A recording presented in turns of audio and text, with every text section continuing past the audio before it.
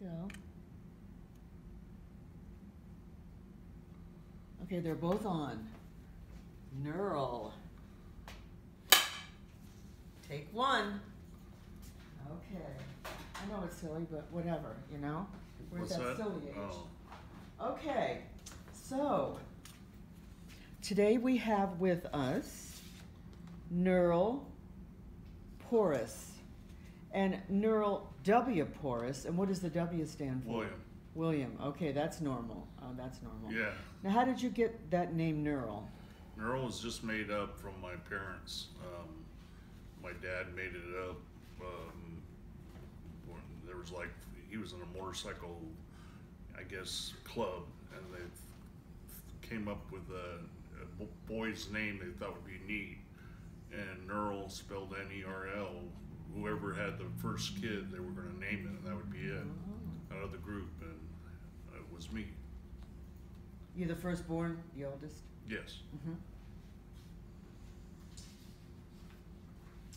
And you were born in what year? 1960, August 23rd. At Desert Hospital. Is that Desert Regional today? Yeah. And tell me about your parents. My parents, my mom was originally from Vancouver, British Columbia, and then she came down here and well, my dad actually traveled on a motorcycle, and he found this place in 1957, and he thought it would be a good place to raise a family and all that. So him and my mom came down here in '58, and then he established a business. He was a landscape, and then I was born in 1960. We actually first, before I was born, I lived in Cathedral City for about maybe a year and a half, and then we came to Palm Desert, 62 or 63, I can't quite remember, but, and then we lived on El Cortez and Cabrillo on the corner house. You told me your dad passed away. Yeah, he passed away. There's two other brothers. My middle brother is Nerl Porras, and my youngest brother is Jeff Porras. And when Jeff was, when my mom had Jeff, it was in November 16th on his birthday, and my dad died December the 24th, Christmas Eve. He got in a car wreck right there on Washington 111 with it was a doctor, a pretty famous doctor, but they both got killed. So, but he was a landscaper, I know that, and kind of do it all, but he liked the outdoors, and then he was started Troop 76 of the Boy Scouts. He was really into that, the Boy Scouts. Him and Rob Barrett, and Rob Barrett's been around for a long, long time. And I went camping. I kind of remember a little bit, you know, when we used to go to Magnesia Falls, and there was little camp outs, you know, here in the desert. We didn't have to go far because there was nothing out here. So we used to camp out there. We used to go camping up Fritz Canyon, up in 74 where Bighorn is now. It used to be a nice little area to camp. So, but what was it like? Describe what it was like to camp out there. Well, was you know, clear, sunny. It'd get warm during the day, but at nights it was nice and quiet. And you know, there was the wildlife. I mean, there's, you know, you see coyotes and roadrunners and snakes and stuff like that. Did you sleep in a tent, or? Yeah, you slept in a tent, and then yeah, you just sort of campfires and stuff like that. You didn't, you know, need permits and stuff like that back then. So, and Did you go with your buds, or did you go with your family too, or just your buddies? We went camping with some friends, but most of the time we did I'd just go out there. There was parties. We had big desert parties back then. Fritz Canyon was a very well-known place. The best destinations, when I say desert parties, was Carter's Lake, Painted Canyon, the Iron Door. There was a lot of, and of course, just Roger Grace. He went to school with us. He used to just. You didn't need organizers. We didn't have cell phones, but this word of mouth that Roger was starting to throw a party, and there'd be 200, 300 people to show up out in the middle of the desert, and the police, they kind of kept it. They'd show up, but just they wouldn't, everything nothing got out of control. Everybody was having a good times, and even the police would just let us be, as long as we cleaned up afterwards and stuff like that, which, we would all respect the desert, so. What time would they start and what time would they end, those parties? They'd start like dark time, so 8 o'clock. The one at Carter's Lake was after the football games. Most of the time, we'd all go out there, and somebody would get a keg of beer, and turn the radios on your car, and just BS, just a bunch of people together, and that was it. You didn't have to have a live band or anything, but you'd be amazed how many people would just show up. Now, when would you say that ended? Well, 10, 11, I've been arrested for curfew a few times because 10 o'clock was curfew, and spring break here, we used to all, my parents knew where we were at, and then a couple times they would just, let's pass 10 o'clock, and I did get arrested for curfew, but my mom said, okay, I'll take him, and bail like 4 or 5 of us out, but, they were just doing their job. Yeah, they were, sometimes they're, they could last till 1, 2 o'clock, so it depends, but there were never, some people would just sleep it off, just spend the whole night there. So there was really not a specific time. When they had the spring break, for example, in Palm Springs, do they have something like that here too? It's when they have, a lot of crazies coming down to the Palm Springs. That didn't start until like the 80s.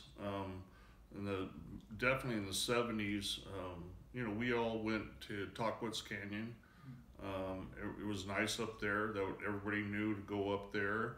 We used to go to the, I call it the Whitewater, where they open up right underneath where the 111 starts. There was a little mountain, and there would be, everybody got 3-wheelers. That was back then the ATVs, and we would just ride up the hills, and then, like I said, you end up just showing up, and you'd see somebody and somebody else, and then it'd be, just something to do during the day. We had things always to do. There was always something to do down here, and we were very, to me, the way of seeing kids now, we were active. We always found something to do. Everybody shows up. There was, like I said, we didn't have the phones, but just people would just show up, and yeah, they'd be drinking and smoking and all that, but everybody was having a good time, What about your El Camino? Yeah, that was my racing days. We had, I had an El Camino in high school, and there again, in school, when we were in middle school, we had wood shop. We had, high school, we had metal shop. We had small engine repairs. Everybody knows George Oswald. He was the greatest. He was, like our second dad, but we just had good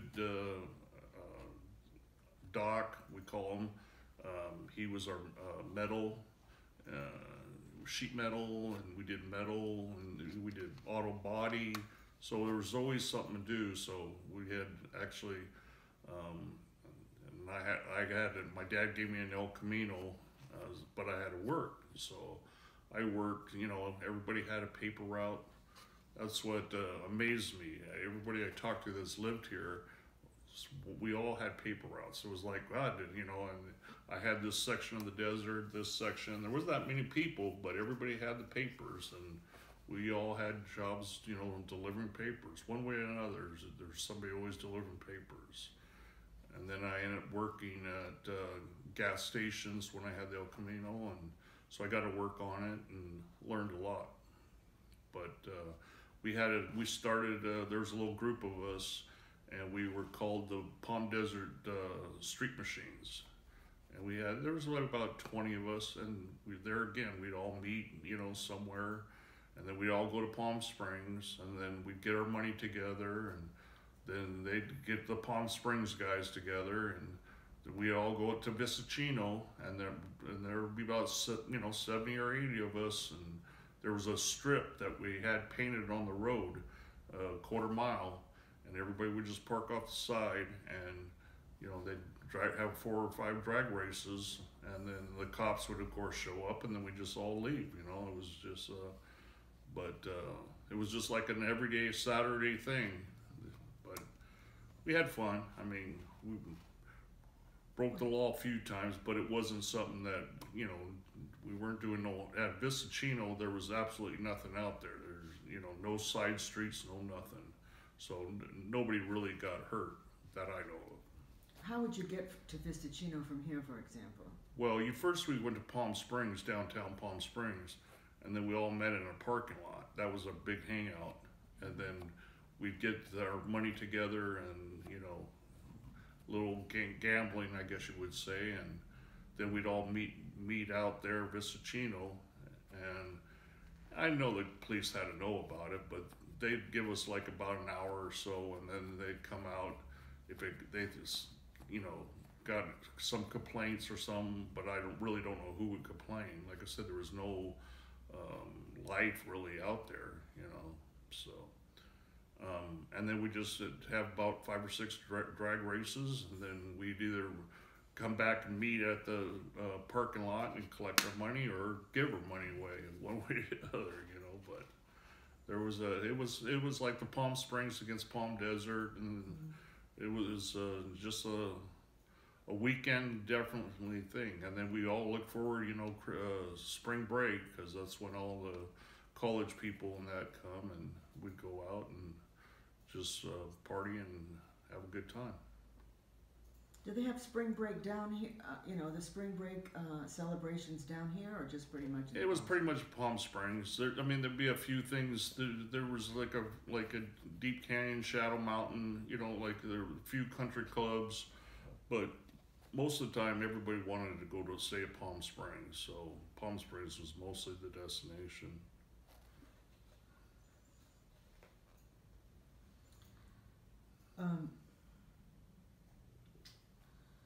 Alfred and Kisser pouring concrete. Let's see. You worked for Alfred and Kisser. Allred and Kaiser.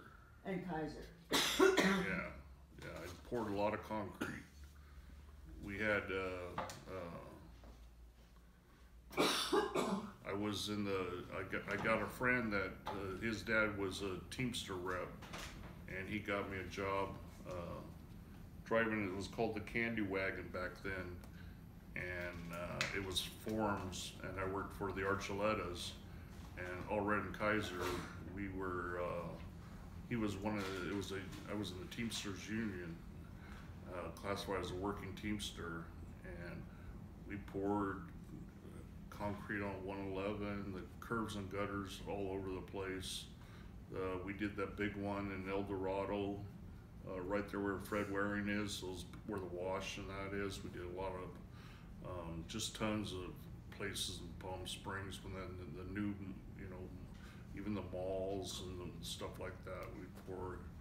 We didn't have, now they have a curb machine, but back then it was with like Pollock boards, and you just came along and tear them up and pour diesel, used diesel and motor oil on the forms, and that was the curing or the oil, so the concrete wouldn't stick to it. And we just, I was responsible with all the, make sure the material would show up, and then help them shovel concrete. But I did that for about, say 4.5 years, and then I started getting into more construction, and I was framing. And then I started framing when PGA West, Palm Valley, Bone started, come here, and it was all piecework, and it was good money for back then. I mean, we did, I would just do roofs, stacking, and just do soffits. Did La Quinta. We did a lot of work at Lagoon de Paz. Like I say, PJ West, Palm Valley, the lakes, I've seen it grow. And then, but it was, then I got in the union when we did the Desert Horizon was actually the Teamsters owned that. And so when I got in there, then that's when I decided to become a union, join the union, and went through the apprenticeship program. Started out as an 8th period, and you don't get your benefits till you're a journeyman, which is you got to go 8th, 9th, and then you're a journeyman. So I had to go two steps, but it took about a year and a half, and then I I got a little over 5.5 years, and then I started building. That's when the earthquake hit. And then we were building, bridges, but then there was no work here, union-wise. I did a lot. The only union jobs that were here was with Meredith Simpson. We poured a lot of concrete and did the date package sheds out there, and thermal and stuff like that. And then we built Fiesta Ford, Highmark Distributor, and there's a couple other buildings, but they broke up, and now I think Dateland is partners, and they went non-union. So what was the advantage of being in the union? How did you got more money, you got, if you had a family, I didn't have a family yet or anything, but I was making really dang good money, and you get vacation pay. It was you get 2 checks, one 1st of July and then one 1st of December, and I mean, we're talking like back then in the early 80s, $1,300 to $1,700. That's good money. And then it was just, my mom was always in the union, and my dad too. So it was kind of raised from the union, how if you could get it, they'll take care of you better. Mm-hmm. Being self-employed, it's just too hard to be competitive. What years are you talking about that all this major construction began and never ended, really? No, yeah, it never ended. I would say I was 20 in the mid 80s, early, I'd say like 87, yeah, maybe, and then until 90, I got my license. Then I got my own license in 93. So then I became a general contractor. I went on my own, and then I started doing remodels, and I saw all my subs, like painters and that, and they're driving these new cars and all this, and I'm driving up a beat up old truck, and I'm going, what is going on here? Well, if you specialize in something, you just got to do one thing. So I decided to just specialize, and I like finished carpentry. I always liked door hanging, because it shows finished work. So I ended up Nerl Porras Construction, and I was called the doorman, and I hung a lot of people's doors. Probably half the people that know this see this interview would say that Nerl hung his door, because I still have people coming up to me and said, "You hung my door, 18 years ago," and that. And I have people still calling me to, wanting to come back and hang a new door or something like that. But I quit the business about 3 years ago, and then I just finished. I was working for Palm Desert Door and Hardware for about 2 years, and then I have rheumatoid arthritis, and it's just, my body's just saying no. So you worked real hard, though. Yeah. Tell me about some of the doors. Tell me were they double doors, or were they? They were exterior doors, interior doors. There's a lot of people, a lot of very expensive doors, and a lot of interesting people, but most of the time they were just, tearing out sliders and putting in French doors. But the one door, and I actually still have it, is the one in El Dorado Country Club, where it's Eisenhower's original door, and I still have it in my possession. And I was going to make a table out of it. It's 4 feet by 8 feet by 2.25 inches thick, and it was hand carved. But it's beautiful, and that was kind of unique, to keep something like that. And I got his chair. Still, it needs a little work, but it's still just memorabilia for me, stuff like that. But how do you characterize your growing up here? Let's say the first 15, 20 years. What was it like for you? How do you remember? One heck of a good party. I'm telling you. I mean, I would never want to. I see kids nowadays, and I'm grateful that I had my childhood when I had it, because it's not just here, it's everywhere. We had it, the people that, baby boomers, as far as I'm concerned, we had it made, and there's just no repeating it. I mean, the things that we got away with, I mean, well, I'm not saying with murder or anything, but, we had fun, but, we did some stupid things, but it was never violent.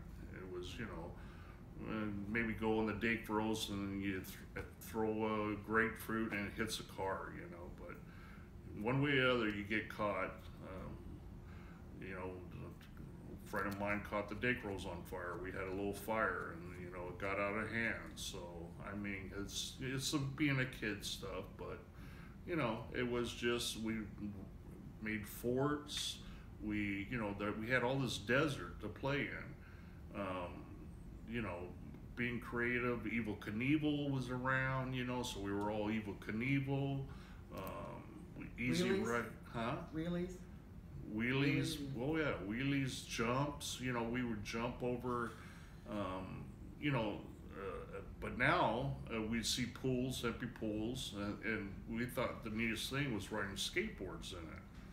Well, heck, I would never in my entire life see, now they can ride bicycles and they do flips, and now it's that is, amazing. We were just lucky to go around circles, and that was fun, but, to be what the kids do, that is, I'm pretty amazed on what they do on that situation. But, we did, we started skateboarding. Skateboarding was just coming out. We used to go, I mean, talking about being an idiot, I went up to Coahuila Hills. There's a dirt, the hill was paved, but down at the very bottom was gravel. Well, you're going to eventually hit it, but I wanted to try to see, I would sit on my skateboard and I'd try to see how fast I could go. Well, needless to say, I wrecked, and I know some friends that would go up to 74 from Vista Point and skateboard down 74. I mean, that's, but you can't do that now. I mean, now I get pissed off when I see bicycles. I mean, it's just as dangerous, to do that. But like I said, back then 74 used to be, I mean, it was busy, but not the busy as it is now.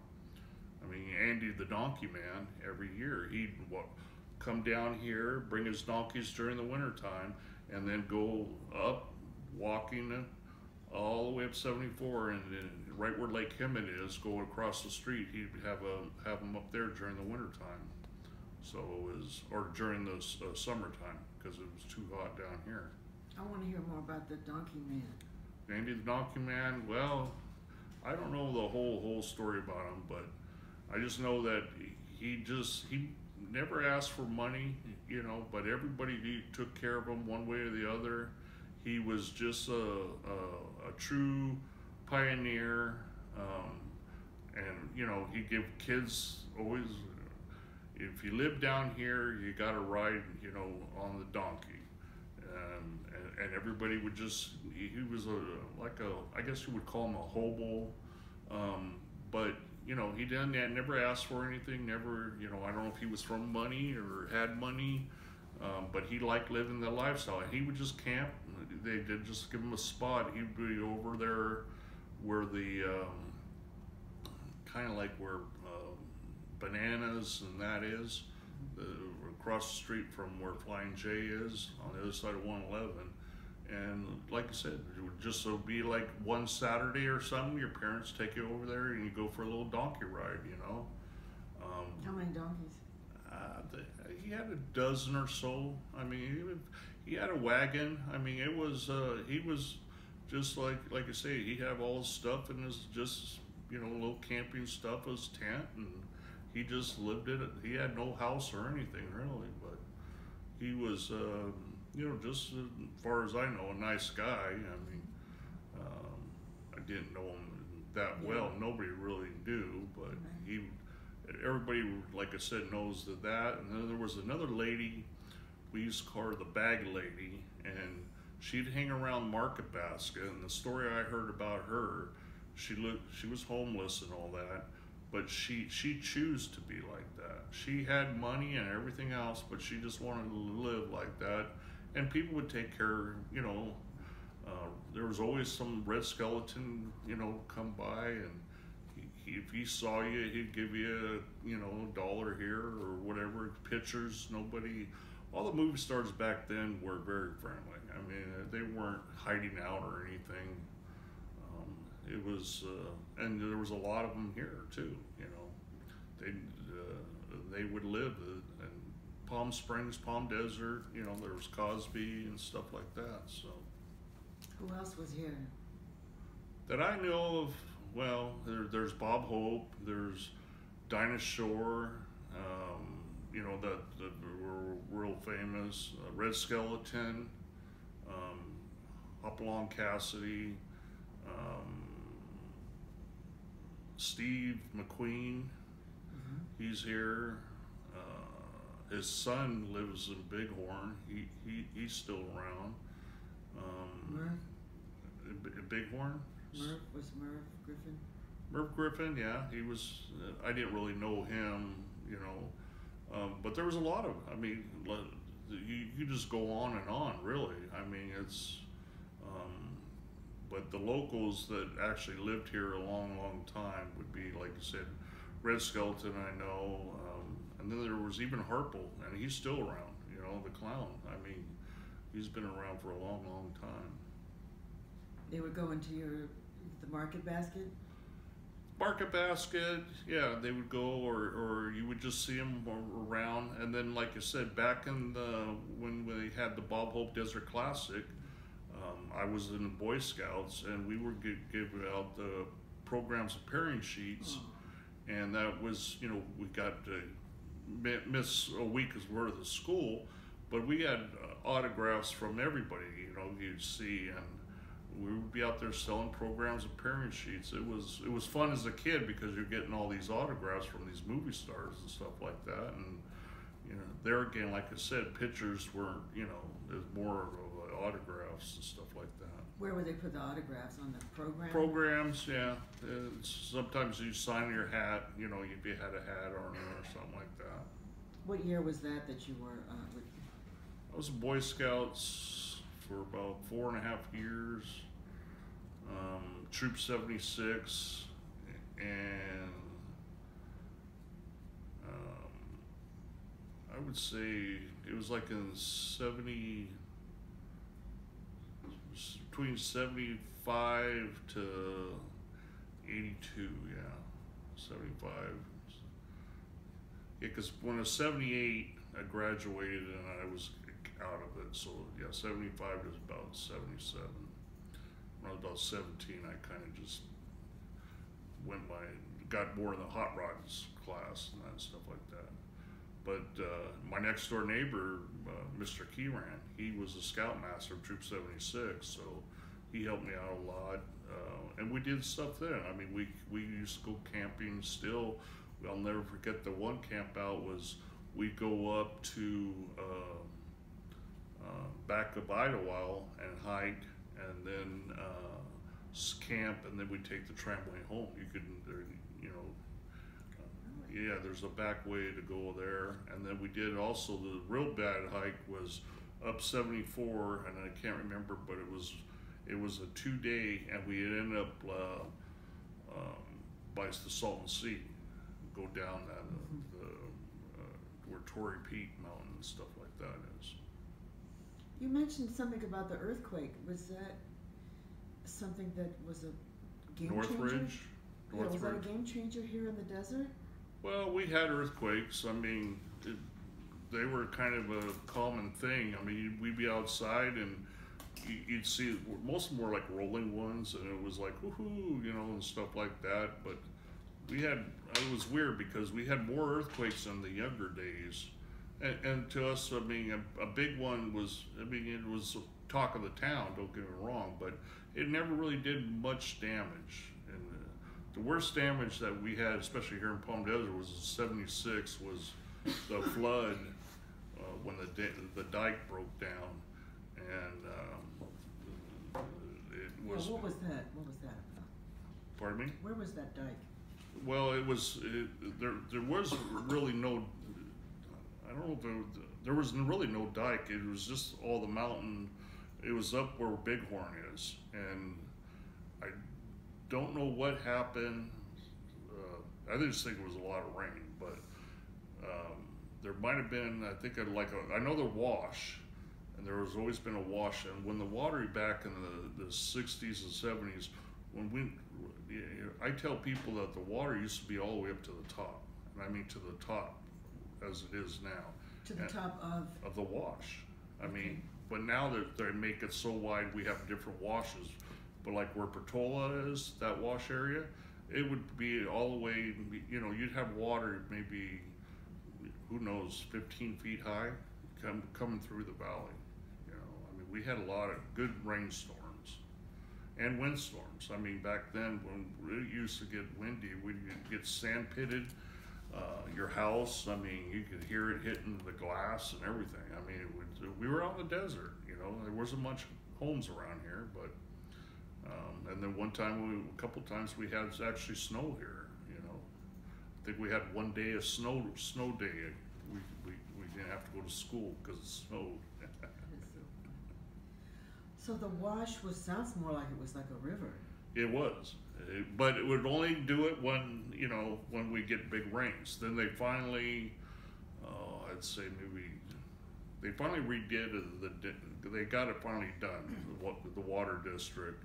And now you don't see, hardly anything. I don't know if they transferred, but now you can see, if you can see along 74, it's all concrete and stuff like that. But it was just it was one of those 100-year storms or something. But everybody helping everybody. I mean, we're talking seriously. I know, like, especially up the south of Palm Desert, which is up by Beverly and stuff like that, there was, washers, refrigerators going down 111. I mean, coming down Portola. I mean, cars. I mean, it was bad. But once it got done, people get their tractors, and everybody helped everybody. It was, and then we just got our life back together again. But it was, we used to have some good floods. I mean, homes were getting flooded, but that was one of the worst.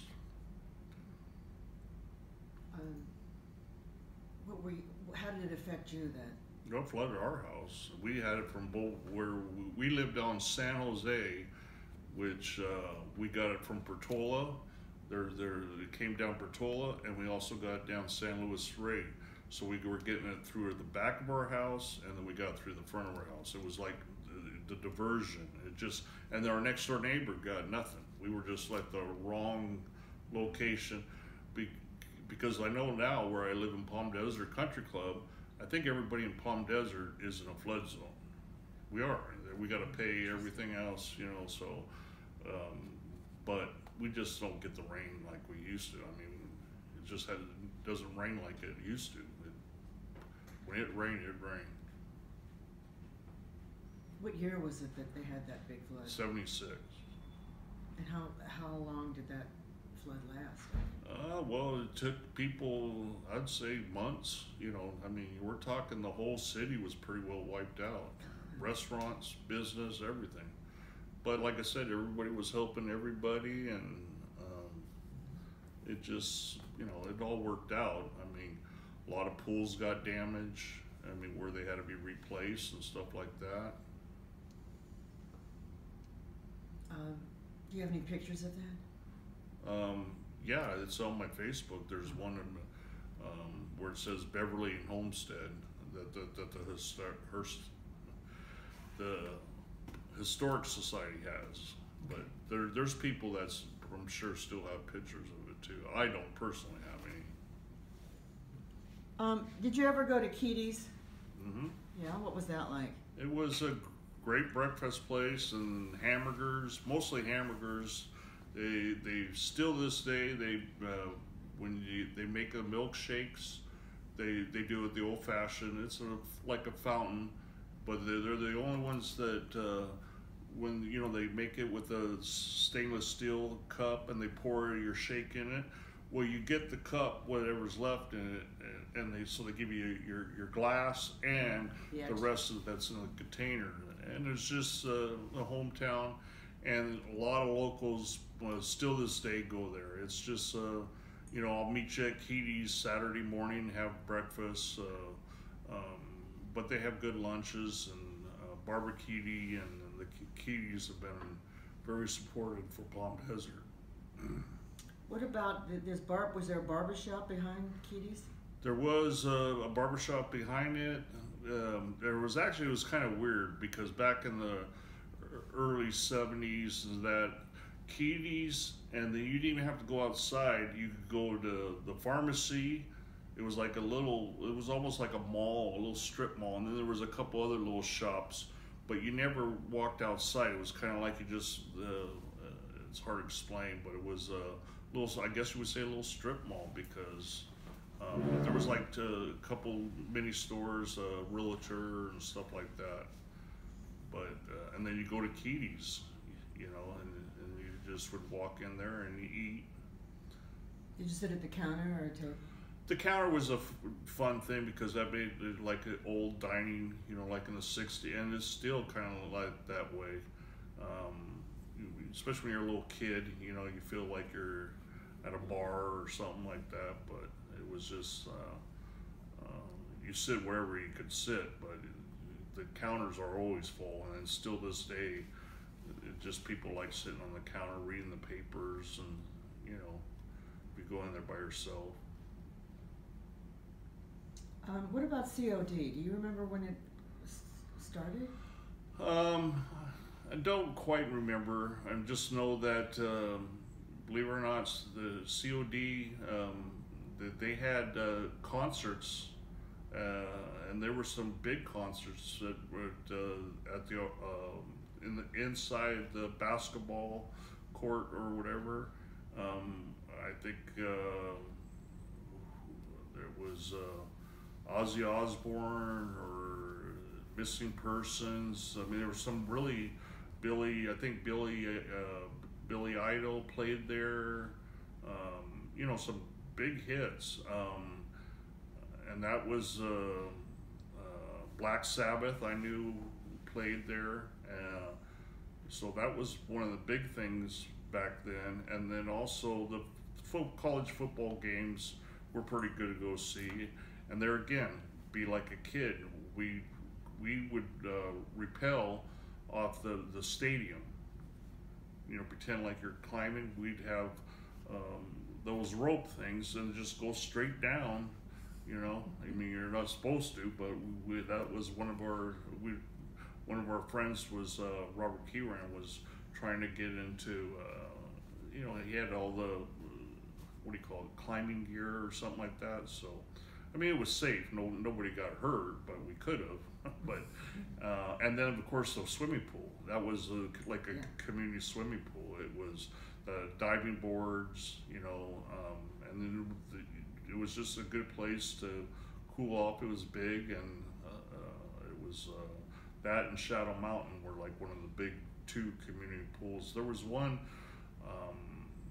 my mom used to take me to when we were little kids, and it was Rancho Mirage. I can't remember the name of it, but it was another little, you know, like a community pool. But believe it or not too many people had swimming pools back then. You know, swimming pool, you own a swimming pool, ooh, you know, because that was, you know, big money. But I know my parents, when we moved from El Cortez to San Jose, we lived there for about 6 years, and then they finally built a pool, and we were all on septic tanks too, you know, back then. And they finally hooked us up to sewer, but there was like a septic tank guy, Bill Ellis or something like that, can't quite remember, but it was like one or two guys, and that's all they did was go around. They had little sewer trucks, but that was a big business, you know. Changing from septic to sewer, yeah, before, but everybody back then, we were all on septic tanks and stuff like that. So it was you know, a big change. And of course, we never had really curbs or gutters. There was no, you know, it was just a street and stuff like that. What about swamp cooler versus air conditioning? There again, a lot of people. We always had, we had a swamp cooler in the other house, but the first house, we just air conditioning. It'd be lucky if you had air conditioning, you know, and it would be hot. But most people had, you know, swamp coolers and stuff like that. But I would say majority was just central air. If you had the opportunity to get it, swamp cooler was definitely a lot more, you know, it worked really good back then. You used to go into the pools at Sandpiper? You're not supposed to, but yeah, you could. It's called pool hopping. You know, we do a lot of that. There's a lot of places. We go to the motels. Biltmore. I lived right behind the Biltmore Hotel. And if it wasn't that busy during the summer, you get permission, and we would go swimming, or you know, you'd meet some friends, and they would be staying there. But we do a lot of pool hopping. Or people would be gone for the summer, and we would know, and just you jump the fence. But you know, we didn't have keys. You know, nobody had a key. Everybody's house was open. I mean, it'd be locked up, but we never had, I'm not going to say never big robberies or anything, but you know, there was no such, you didn't have, you could worry about your cars or anything. Everybody just took care of everything. Our dogs, you know, there was no, back then, you didn't have leashes on your dogs. Your dog would just run loose, be out there playing in the street with you, you know. It was really no fences or anything. We had no such thing as a dog park back then. But yeah, all our dogs would just run loose and play around and stuff like that. Do you have a dog that you remember was your favorite dog? Coco was well, I'm a dog owner now, but Macho, we had this little, it was a Chihuahua dog. He was a little character. Then there was Big H. He was another dog when we were little kids, and everybody knew him and stuff like that. But you know, he'd be like 3 or 4 streets down, and then somebody would go, "Here's your dog." You know, we found him down the street. But you know, there'd be times he'd take off for a day or so, and then he'd come back. You know, but you never really worried about him. What about horses? Were you? I was never no horses. I had some friends that were, and they, back in the days, they used to actually, the A&W root beer place, you know, we're talking in the 70s, you know, that people would go, there was a stadium, it was White Sun, and also up there at Silver Spur, but they would just, there wasn't really, there was a bunch of horse trails, but there was mostly just all desert, and they just ride wherever they want. But they used to just, you see a car, and the next thing you know, you see a couple girls or, you know, people and their horse, and they just park right up. It was kind of funny, you know. It's like, you know, put that little thing on the, you know, place your order and stuff like that. But they had the, they pull up in horses. yeah, at the drive-through. Yeah, just tie them up though, and you do a walk-up. But yeah, I remember the A&W back in the old day. They were roller, what do you call them? Roller skates. You know, they'd come. Oh. It was like the old drive-in. That was another, you know, good old place to hang out. It was A&W Root Beer. Do you see how you've got this in the screen? So you're recording his recording. So you got to not do that. Okay. Sorry about that. What about what happened to A&W? A&W just kind of disappeared. Actually, I really don't know. I mean, it was always busy. It's where Smith's Food King and that. It was right off of 111. I mean, I don't know why they got rid of it, to tell you the truth. There was like a Swenson's ice cream. It was just another parlor where that's where the hot rods would just all meet there, and you know, just a nice cool place to meet inside. And you know, we'd buy ice cream and all that, but we'd be sitting outside in the parking lot, and we'd hang out where the McDonald's today is. That was another little parking lot. We'd just all park our cars, lift our engines up, have a little car show, I guess. You know, everybody looking at their cars and working on them, stuff like that. Mm-hmm. But what about the mall? The mall was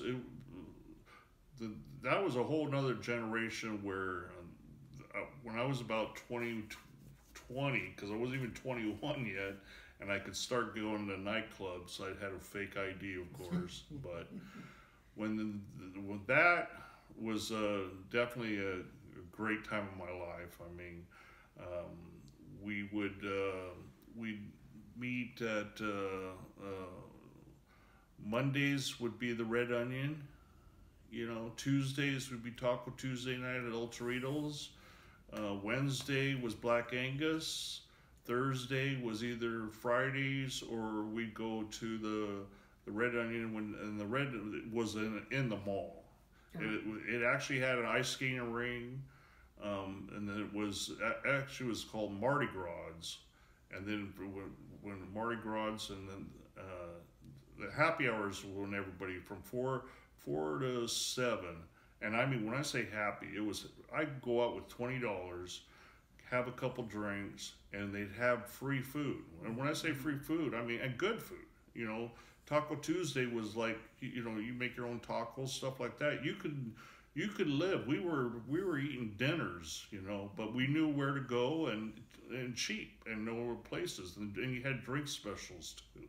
Mm-hmm. So Zelda's, Pompey's, you know. Where's Pompey's? Pompey's is where that church is, up on the mountain in Cathedral City. That was a big hangout. Cecil's, you know. Cecil's is where the Smoke Tree Ranch is. Mm-hmm. It was inside there. You know, those were the fancy, but where everybody would go. Mm-hmm. And they'd go on certain nights. You know, they'd have like, you know, Tuesday night would be lady night or something like that. And then TGI Fridays was right here at the Palms Pines place, and that was a great place. I mean, it had great food, and my mom, she'd have a Christmas Eve party, and I just told, because the people that worked there, they do a lot of traveling, and I knew one of the owners, BB, and he was a very famous party person, organizer, and he actually started his little B.B. O'Brien's was over there by where Bananas and that was, but he had a bar, and there was just a good group of people, and that's about the time where that movie Cocktails with Tom Cruise, and these guys, I mean, him and Scott, it was fantastic. They trained them and to do tricks, and what kind of trick? Well, the glasses, flipping it up, and pouring the cocktails behind the head and stuff like that, and then doing the flip and doing the dance. I mean, it was entertaining, and they did it pretty good. And BB was very, very successful, and he just passed away. Actually, he had cancer, but he was very known as a local. He was a party every year. BB O'Brien's, he'd have the best St. Patty's. It was like and we're talking big parties. And then he was ended up being throwing events and stuff like that. That's pretty much what he ended up doing. But yeah, he just passed away about a year ago. He opened his own bar. Yeah, he started at Fridays. Well, what I was getting before I jumped was the people didn't live here, but were like traveling, so they didn't have really a place to go for Christmas. They didn't have family or anything, so I invited them, to go to my parents. My mom always had Christmas Eve, like an open house. She always decorated, and everybody liked, appreciate. I mean, we're talking Merry Christmas everywhere, and she had a little bric-a-brackers all over the house. But there again, everybody respected. I mean, there was alcohol and stuff like that, and my mom would have her friends, and then I'd have my friends. My brothers would have their friends, and it'd be a huge event. But it was like every year. There again, no invitations, but everybody knew to go to my parents' house for Christmas Eve. It was like, 2 o'clock in the morning. Okay, it's time for you guys to go home. It's Santa Claus is coming. What about New Year's, New Year's, no. New Year's, we just, you'd be whatever. It was not much as Christmas, but yeah, New Year's would be mostly just go to somebody's house or something like that, or one of the nightclubs, stuff like that. What about the dream homes? There's different sections that are called different things. Well, the dream homes, but back we called them that, is over Rutledge and Astor Drive and stuff like that. And it was just a little section over by where Palm Desert Middle School is. And that I don't know why they were called the dream homes, but everybody called it that. I mean, they're not, the development was, they were all built about the same time. What time was, when? In the early 60s, 61, okay. 62. But there was a lot of people. I mean, really had a big yard. There was a friend, his parents, Dale, he'd have, in his backyard, he had a mini bike. Well, that was a big thing, he was the only one that had one. So we'd go over his house, and everybody would take turns, and his mom would be out there, make sure that, okay, your 2 laps are over, and she'd be like babysitting all of us, but she'd make sure that, nobody's cheating or anything like that. But she put up with us a lot. Did you belong to any church? Catholic. I actually went to catechism. We had catechism. And when I went to Palm Desert Middle School, we'd be right after school. We would just walk through the desert and then go to the Sacred Heart Church. And then that was our catechism. And there was a lot of us that went. I wasn't very, very active. I did go to Hawthorne Christian School, which was Rancho Mirage, a private school for a little bit. But that didn't last very long. It was, believe it or not, there was more drugs at the private school than there was at the public school, because I'm not saying the kids had money in that, but it was first when I was introduced with Reds that I never knew. I thought there were those hot tamales, you know, and I took like 2 of them, and I was all knocked out and all that, and that's when the teacher came and everything else, and they found out that I didn't get in trouble. They were more worried about me because, but the people that, you know, gave them to me got in trouble. But I just, you know, I was a kid. I took whatever, you know, I thought. So.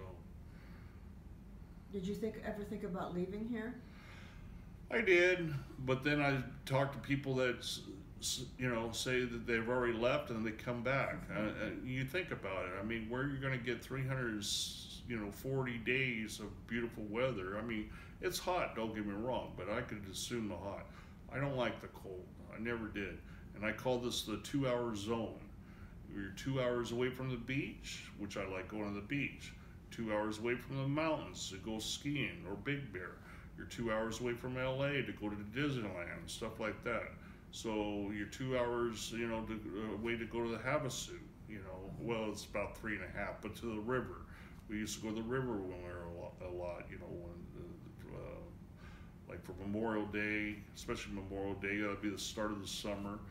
We just go to the river and you know, there again, no place to camp. Didn't even bring a tent, just brought a car, some cash, an ice chest full of beer, and we were gone, you know. And then Sundance was a big hangout. I mean, it was just, we all partied and had a good time. What's Sundance? Sundance was a big club on the river in Parker. And actually they just reopened it a couple years ago, but back in the 70s and the 80s, everybody, all the LA people, everybody would go to the Parker, to Arizona. I mean, I'm talking packed. I mean, on both sides, and Sundance was just one of the biggest clubs there, and everybody would just go there during the day, during the night. They always had things going on, you know, wet t-shirt contests. They even had the guy, wet noodle contest, whatever. They got away with a lot of stuff back then. Have you been since it's reopened? I have not, no. I'm kind of like, I go to Havasu now, and I have some friends that live there. I like fishing. I love fishing. I want to know more about the fishing. So, how did you get into fishing? I just started fishing for, you know, Lake Huia, and we're trying to got in a group. It's called DVO, Desert Valley Outdoorsmen, and Julian is a friend of mine. He's really putting a lot of effort, and just a lot of the locals. I mean, they're thinking they're trying to close it down, which doesn't make any sense whatsoever. The water's going to be there no matter what, but nobody wants to take the responsibility of running it. You know, it's just times are tough, but been fishing there since I've been, you know, when I say a kid, I'm sure my dad took me there when I was a little kid. We used to, there was one fishing hole, it was in Whitewater, and you go up to the very top, and it was a fish farm, and it was just ponds. You didn't even have bait. You just put your thing, and my dad always got mad because it was not catch and release. Whatever you caught, you paid per pound, and it was, my dad would, you know, because I'd get a big one, and you know, it cost back then $3 or $4, which was a lot of money. But the last, I'd say, 15 years or so, I just go to Lake Huia every year. We've had, like I said, DVO's been doing fishing tournaments and stuff like that. So the last 4 or 5 years, we've been having trout derbies, stuff, you know, and we just all, there again, it's still a family hangout. We all grew up there as kids. Our parents took us there. Easter would be a big time. They'd have, you know, big family picnics out there, do the Easter egg hunts and stuff like that. And then we would, like I said, we'd fish. I mean, they're having a fish derby. It's hot now, but it's a catfish derby. I just went up to Lake, and then for the last 14 or 15 years, we had an RV. We were RVing, and we'd have our second home at Lake Hemet. So during the summer times, for about 5 months, we'd leave it up there, and it's only a 40-minute drive from here to there. No stop signs or anything, and it's just great to, you know, for, I think now they charge like $500 a month, you know, which isn't bad for, you know, a second home, and you're right on the lake. And so I have friends that have boats, but I'm not a boat owner. I just I could pay for the gas. Is there plenty of fish stock? Not now. Now it's like anything else. Everybody, you know, it's Big Bear's the same way. They're just, it's there's a bunch of lakes, you know, in San Bernardino, stuff like that. Yucaipa's got some. They're like Lake Hoya, you know. They stock it during, but now it's just getting too hot.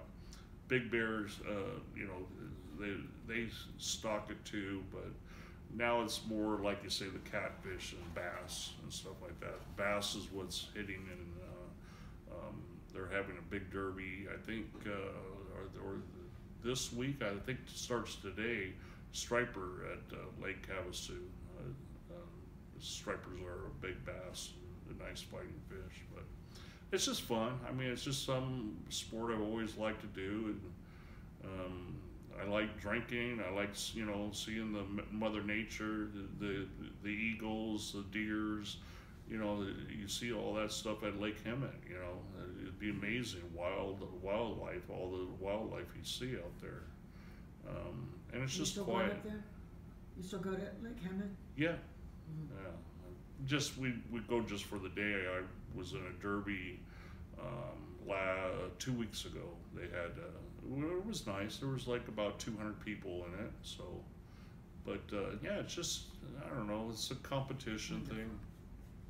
You cook the fish? Oh yeah, yeah. It's cooked it, smoke it, fry it. We do it all different kinds of way. But I do like trout. I love trout. So bass is mostly catch and release. You know, it's just the fun of catching it. I'm not much of a bass fisherman, but I'm learning.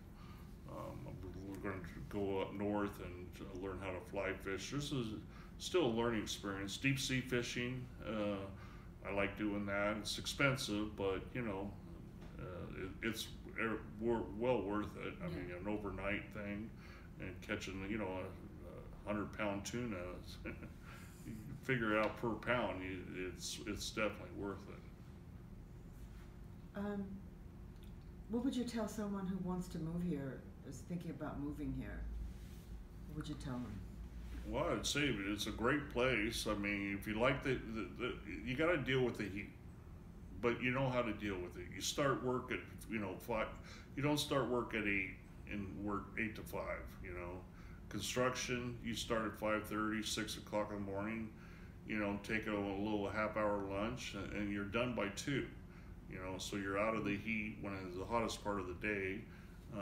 You got your pools, you got your swimming pool to stay cool.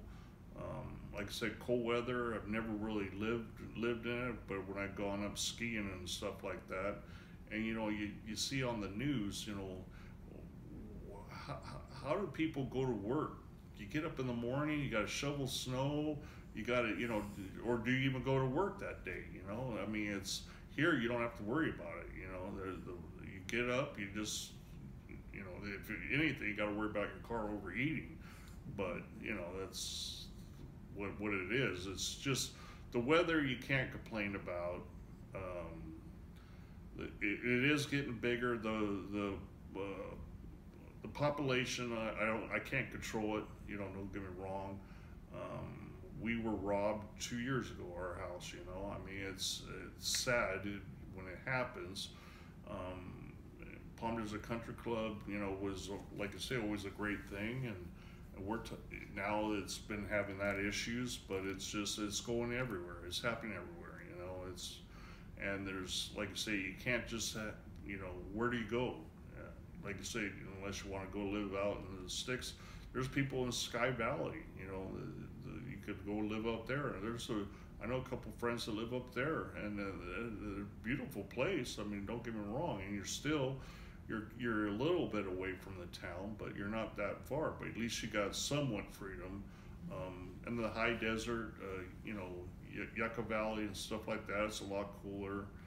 But most of the people, I know a few people that moved like in Morongo, you know, stuff like that, and it's a little cooler, but it's weird because you got that, I call it the pass, and right there where Banning is like those clouds. It's just a cloud cover, and it will rain. Like if you live in Banning, my cousins live in Banning, and it rains more there than it does because it just stays right there. I don't know why, but if you fly in the turbulence, we are like in one of the protection of this valley is. It's just amazing how, and that's why we don't get as much rain as we used to, you know. But I don't know if the climate change has really done a lot. You could see, you know,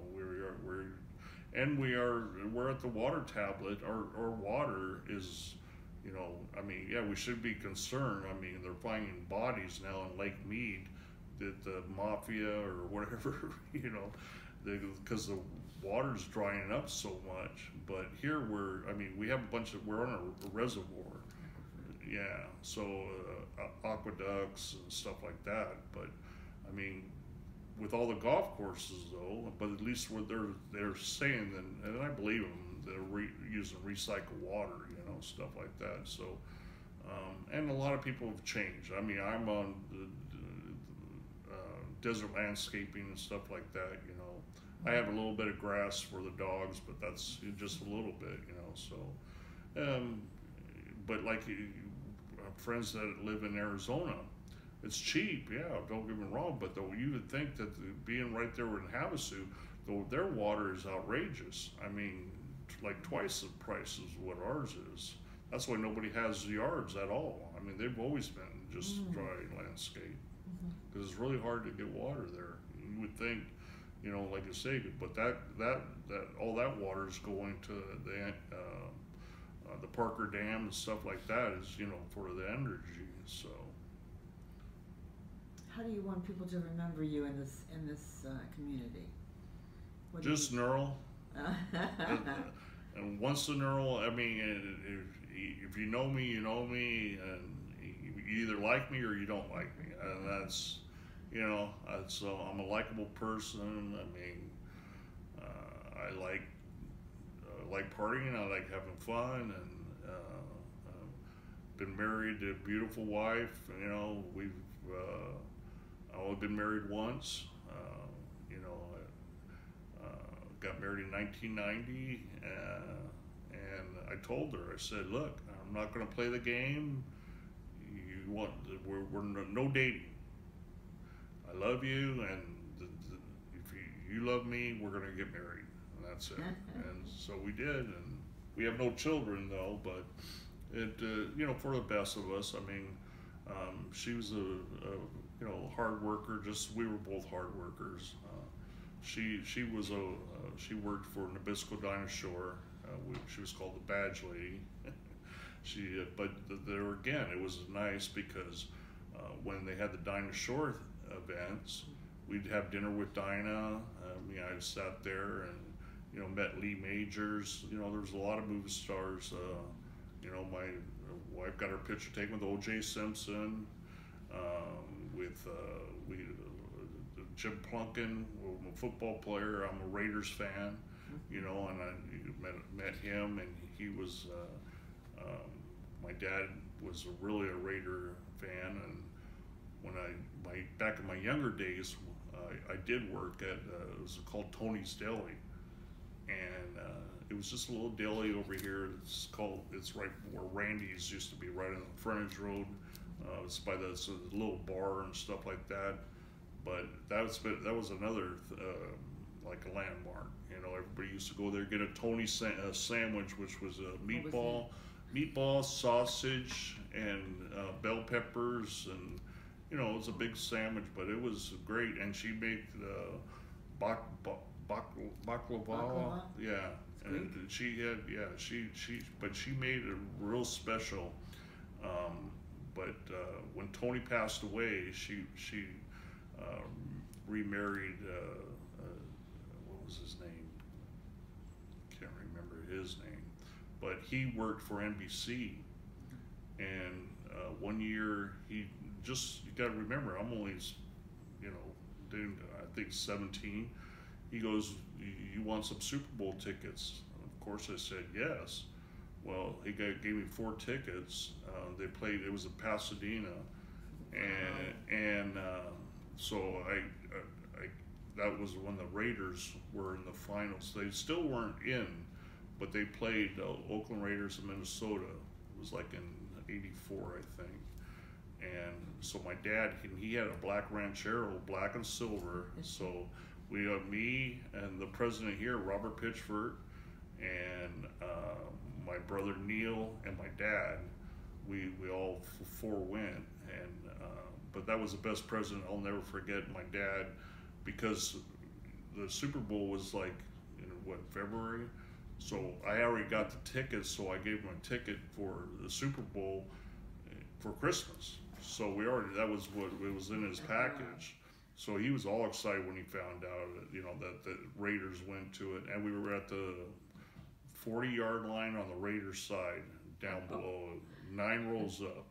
Cal Worthington, which was the car dealership in LA, he was behind us, so that just made me, poor kid, he never got to watch because he sent his son to keep getting the beers for him, it was, but no, that was an experience my dad, and I'll never forget, and still, but that is fantastic. I was, and then sports-wise, I was, everybody played baseball, played a little bit of football. We used to actually play tackle football there again when we were kids or something.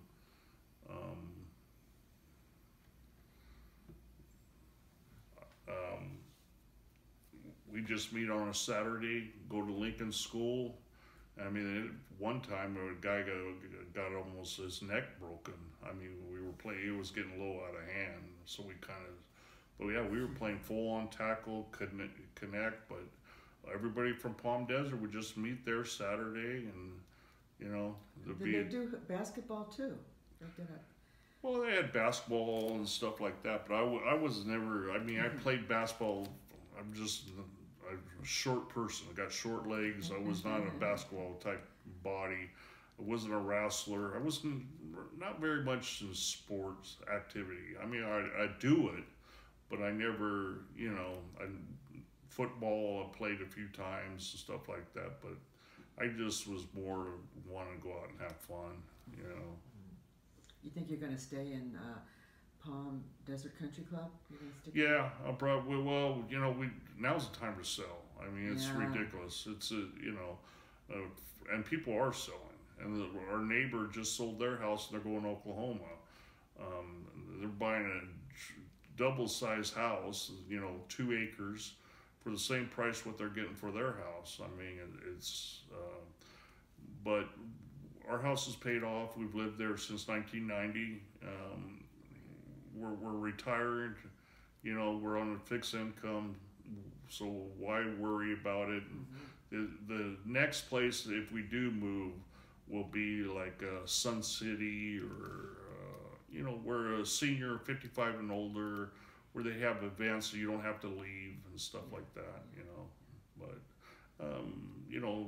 Palm Desert Greens, Sun City, I mean, there's a few, this is a retirement type place. I mean, you would always think that it's not for kids and that, but this is where people retire, and a lot of people are selling their second homes because of the, it's, you're tripling your money. It's ridiculous. You're not surprised, though.